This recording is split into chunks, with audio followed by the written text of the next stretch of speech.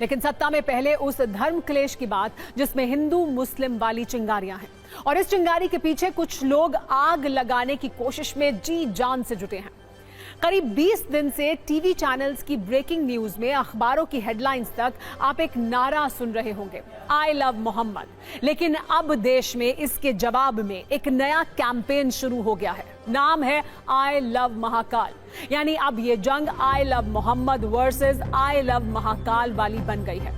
इसी जंग के जरिए अब सियासत में अपना स्कोर बढ़ाने का खेल भी शुरू हो गया है। लेकिन पहले उन लेटेस्ट तस्वीरों पर गौर करिए जो उज्जैन और मुंबई से सामने आई हैं। उज्जैन के गरबा पंडाल में अब आई लव मोहम्मद के जवाब में आई लव महाकाल के पोस्टर लगाए गए हैं। नवरात्र में जय माता दी के साथ महाकाल के नारे लगाए जा रहे हैं। पोस्टरबाजी वाली लड़ाई से मुंबई का तापमान भी थोड़ा ज्यादा दर्ज किया जा रहा है। मस्जिदों पर आई लव मोहम्मद और मंदिरों पर आई लव महाकाल वाला रंग चढ़ा हुआ है। यानी कानपुर से हुई घटना के जवाब में जो मुहिम शुरू हुई थी, उसका जवाब हिंदू संगठन महाकाल कैंपेन से दे रहे हैं। आई लव मोहम्मद वाले प्रदर्शन का एक बड़ा एपिसेंटर इस वक्त यूपी है, लेकिन इसके खिलाफ महाकाल वाली मुहिम उज्जैन से मुंबई तक फैल रही है। मुस्लिम पक्ष के लोग हैशटैग का इस्तेमाल कर रहे हैं, तो हिंदू संगठन के लोग गरबा पंडाल में पोस्टर लगा रहे हैं। मतलब धर्म क्लेश जल्द थमने वाला है, इसके आसार कम दिख रहे हैं, क्योंकि कोई रुकने को राजी है नहीं। आई लव मोहम्मद कहना क्या गुनाह है?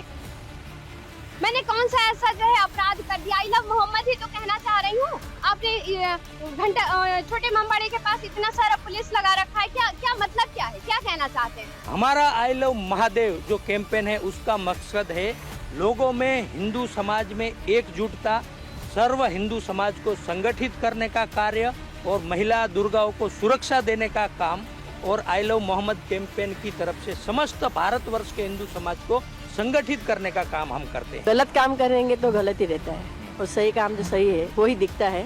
बोलने की जरूरत तो होती नहीं है। सो आई लव महादेव।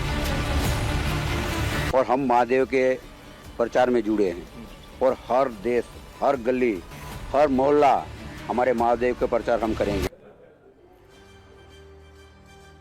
सबके अपने अपने तर्क हैं और इन तर्कों में चिंगारियां हैं, लेकिन एक बात तय है कि इस धर्म क्लेश को उन लोगों से खतरा है जो सौहार्द जलाने वाले मौकों की तलाश में रहते हैं। क्योंकि चिंता की बात यह है कि अब I love Mohammad versus I love Mahakal वाला धर्म युद्ध बढ़ता जा रहा है, और यूपी से शुरू हुई लड़ाई अब एमपी और महाराष्ट्र में फैल रही है।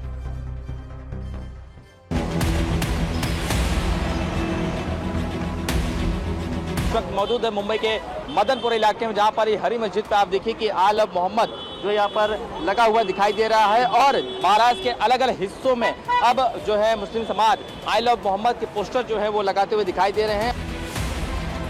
तस्वीरें देख रहे हैं, न सिर्फ मस्जिदें बल्कि सड़कों पर भी दिखनी शुरू हो चुकी है कि देखिए सड़कों के बीचों बीच भी आई लव मोहम्मद जो है वो लिखा गया है, और यही वजह है कि अब जगह जगह जिस तरह से FIR दर्ज हुई है, उसको लेकर लोगों का जो ये तरीका है, विरोध प्रदर्शन है, वो भी शांतिप्रिय तरीके से दिखाने की कोशिश की जा रही है।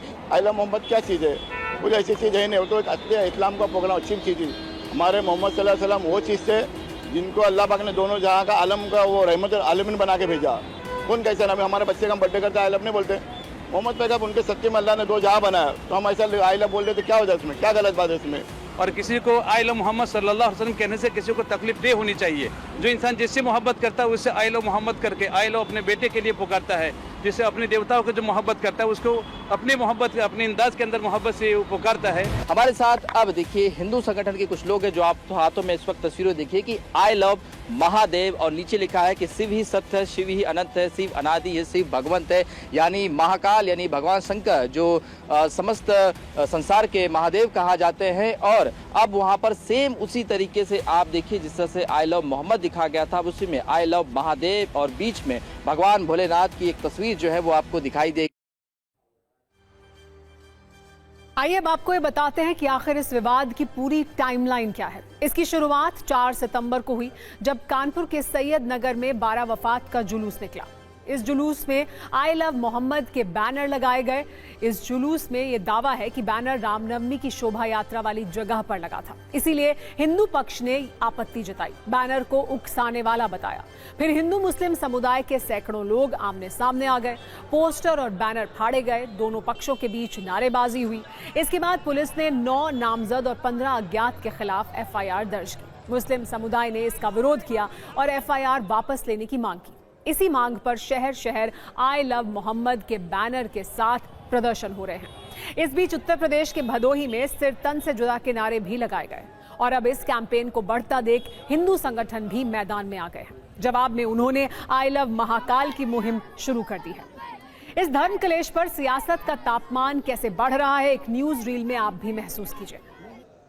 ये कहीं पे भी ये 3 अल्फाज लिखने आई लव मोहम्मद कहाँ से गैर कानूनी है ना?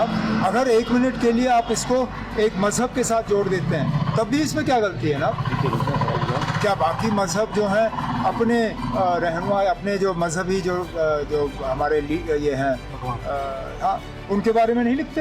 अगर जय श्री राम जबरदस्ती लोगों से बुलवा के वो ऑफेंस नहीं है, वो गुनाह नहीं, वो गलती नहीं है, तो आई लव मोहम्मद सल्लल्लाहु अलैहि वसल्लम कहना ये तो बिल्कुल ये हिंदू मुस्लिम करके ही इनको वोट मिलता है, नहीं तो इनको वोट चोरी करने की जरूरत नहीं पड़ती। आर्टिकल 25 है, खत्म हो गया है। पाकिस्तान भी देख रहा है कि भारत के 19-20 करोड़ मुसलमान फखर से कह रहे हैं, अरे भाई आपको खुशी होनी चाहिए ना, उसमें कौन सा एंटी नेशनल काम हो रहा है? और लव की बात हो रही है, हेट की बात नहीं हो रही है। अब हम आपसे कहेंगे आई लव यू तो आप मुझ पर नाराज होंगे क्या? अब उसके सामने उसके कंपटीशन में दूसरे धर्म के लोग उतरेंगे, अरे बर्थडे थी तो लिखा गया था। और हर धर्म को अपने जिसको मानते हैं वो लोग अपने भगवान को, अपने देवी देवता के बारे में आई लव बोलने का पूरा राइट है, सब बोलो, लेकिन ये जबरदस्त चिढ़ाने के लिए नहीं होना चाहिए। मैं तो मुसलमानों से भी कहूँगा आई लव मोहम्मद हो गया, अभी हम लोग मानते हैं उसको, ये जबरदस्ती 2 ग्रुप का कहीं इस बारे में झगड़ा नहीं होना चाहिए। सरकार जो चाहती थी, भारतीय जनता पार्टी की सरकार, वही हो रहा है। आप लोगों को बांटना चाहते थे, विवाद चाहते थे, सांप्रदायिकता फैलाना चाहते थे, सांप्रदायिक सौहार्द बिगाड़ना चाहते थे, और उसी में आपने लोगों को लगा दिया है ताकि लोग महंगाई से हट जाएं, लोग जो परेशानियां हैं उससे उनका ध्यान हट जाए। आज सबसे बड़ा सवाल यह है कि कार्रवाई क्यों की गई? हिंदुओं का त्योहार चल रहा है, हिंदू अपनी आस्था में डूबे हुए हैं, तो तरह तरह से अपना प्रतीकों को, अपने माध्यमों को इस प्रकार से प्रदर्शित कर रहे हैं। वहीं कांग्रेस की कट्टरपंथी सोच से पोषित लोगों के द्वारा सिर्फ और सिर्फ हिंदुओं के इस तिथि और पर्व के दौरान वेनमस उत्पन्न करने के उद्देश्य के साथ इस प्रकार के पोस्टर लगाए गए।